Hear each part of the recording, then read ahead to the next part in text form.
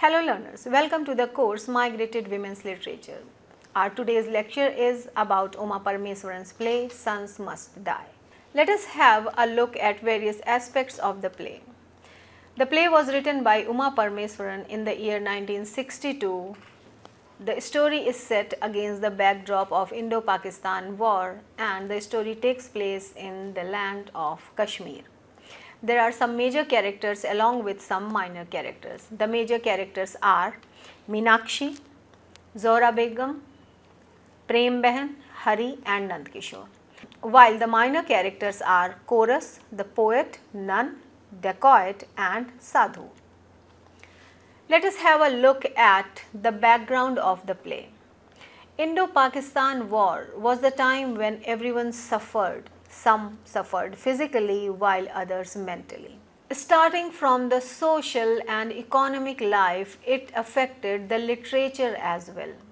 A number of authors wrote against the backdrop of war, be it Indo-Pakistan War or Indo-China War. For example, Rohinton Mistri's novel Such a Long Journey is set against the backdrop of Indo-China War. There has always been something exhilarating about war that creates an everlasting impact as well as at times make one romanticize the wars. Sons Must Die is also set against the backdrop of a war that is Indo-Pakistan War of 1947. It was the first war between India and Pakistan, which began in October 1947 and ended in December 1948. The reason of the war dates back to the partition of India, or we can say to the establishment of the independent India and independent Pakistan in August 1947. As per the British policy, many princely states had to go along either with Pakistan or with India. While the final status of many states was decided conveniently, Kashmir presented special problems. It is located between India and Pakistan, and at that time it was ruled by a Hindu Maharaja, but majority of the population was Muslim. The other ethnic groups were Hindus, Sikhs and Buddhists, though they were a minority in comparison to Muslim populations. Thus, the Maharaja was unable to decide which state to join, India or Pakistan. Both the states exercised a considerable degree of pressure on him. Pakistan wanted Kashmir as the majority of population was Muslim. However, Kashmir decided to go to India and Maharaja's decision frustrated Pakistan. Tensions and hostilities began in early October 1947 with a tribal rebellion in Poonch. It is a place in southwest Kashmir. And on October 20th, the Pakistani army entered the conflict in support of the tribal forces. Despite early successes, the Indian army suffered great loss. In all, 1,500 soldiers died on each side, and Pakistan acquired roughly 2/5 of Kashmir, which is established as Azad Kashmir. Finally, a ceasefire was brokered by United Nations, which came into effect on 1st January 1949. So, against the backdrop of Indo-Pakistan War, Uma Parmeswaran has set her play Sons Must Die. Here, she presents three mothers who come to Kashmir from different parts of the country to look for their sons. Let us talk about the characters in the play. Meenakshi, the first major character, is a Tamil Brahmin who is shown on the stage wearing a dark-colored Kanjivaram sari. She is against the nobilization or glorification of the notion of war. She exclaims that India has plenteous enough and questions the desire for more wealth when it already has all the riches and resources. Meenakshi believes strongly that Kashmir is just another land not worth fighting for. especially not at the cost of human lives or at the cost of brave sons of their country. She constantly questions the beauty of Kashmir that has lured her son to war, and she also says, is it worth her son's life? Is the beauty of Kashmir that she addresses as an enchantress here in this play, and she questions, is this beauty worth her son's life? She wails and weeps throughout the play, calling her son back to her arms where she fed him delicately. Meenakshi questions how her land is any less fairer than this land, highlighting the theme of duty versus desire. Another character is a Punjabi woman of age 36. She praises the beauty of Kashmir. She favors the glorification of war. She is Prem Behan. Prem Behan stands in strong contrast to Meenakshi's character. While Meenakshi opposes sending young sons to die for Kashmir's beauty, Prem Behan is filled with a strong sense of patriotism and nationalism. She continuously tells her son that a life dedicated to war is not wasted. Also, she encourages her son to die for the country, saying, all men must die, my child. She feels proud of her son's disfigured and disheveled estate, seeing it as a noble sacrifice for the country. The third mother is a Muslim woman. Her name is Zohra Begum. She questions the logic behind the war. She is presented on the stage while she laments the death of her sons and her husband, and she cries the cause of war. She questions what has faith to do with politics. And this mother, Zohra Begum, she says that one should not mix religion with politics, and she also says that one can follow a religion without expecting the entire nation to be ruled by that specific religion. Zohra Begum says that there is no relationship, there is no connection between religion and politics. Zohra Begum is shown as a woman who has sacrificed her sons and her husband for this land of Kashmir, for the nation. So while Zohra Begum's sons and her husband have sacrificed their lives for their nation, for their land, we have another character, that is Hari. He is proud of his sacrifice for the nation. Hari is Meenakshi's son. He represents one angle of the war where it is glorified and romanticized. Hari is proud of his sacrifice, but his mother, Meenakshi, she cries and wails her loss. When Hari dies in that war, Meenakshi weeps a lot. She laments the death of her son, and she questions, is the land, is this beautiful valley, that is Kashmir, worth enough of sacrificing so many lives for it? She says that it is only a piece of land and human lives should not be sacrificed for a piece of land.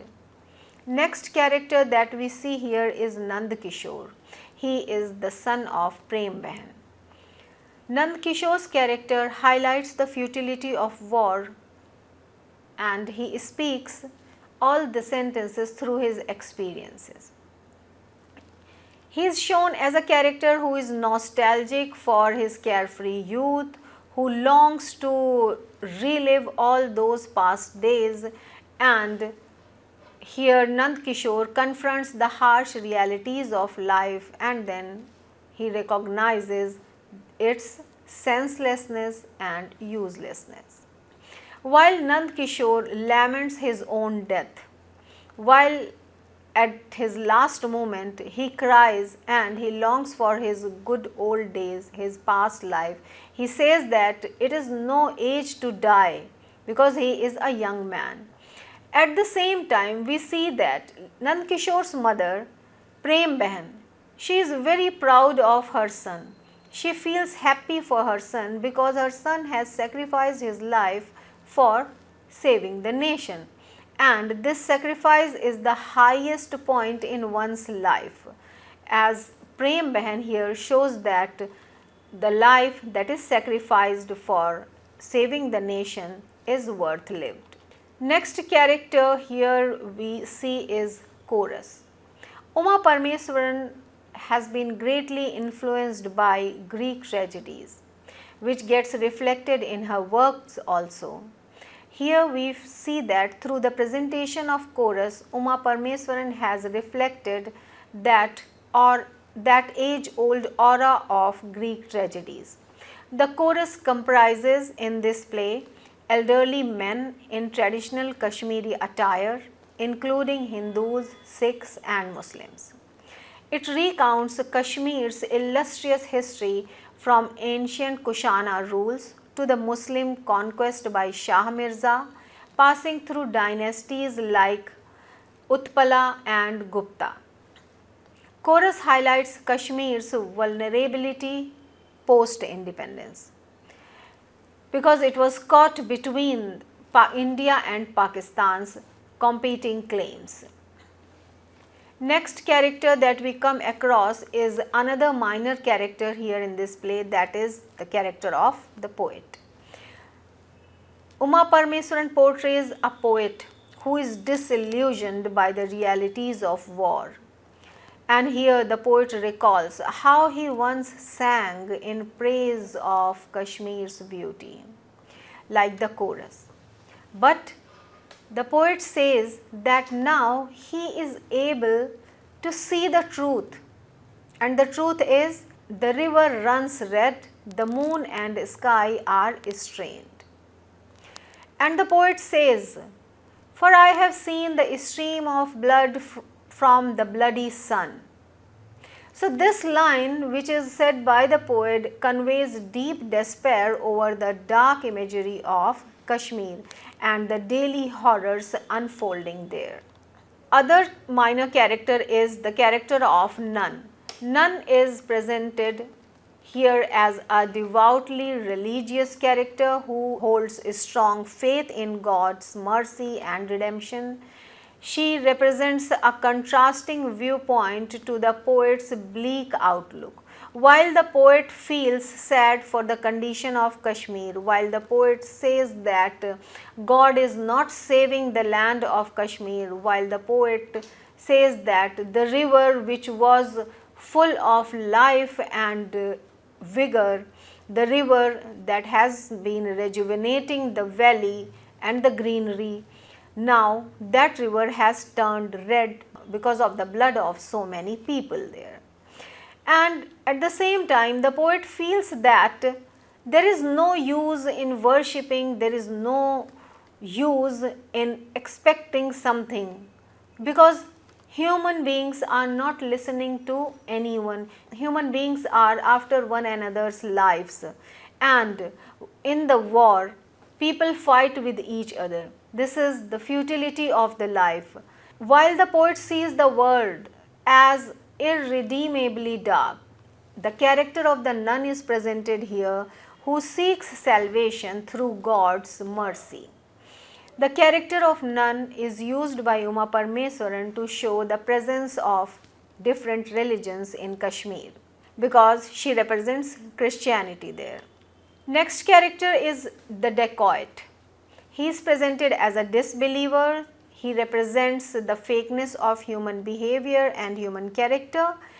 The dacoit questions war and killing of human beings.